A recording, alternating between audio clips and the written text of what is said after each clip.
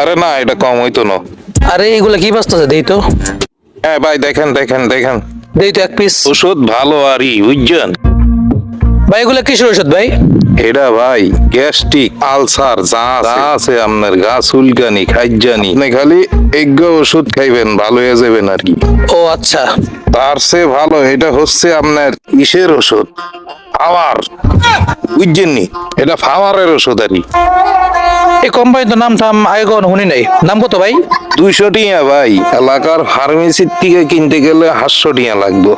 Zampa তো পুরা লাগিয়া গেছে, যাই এখনই সুযোগ।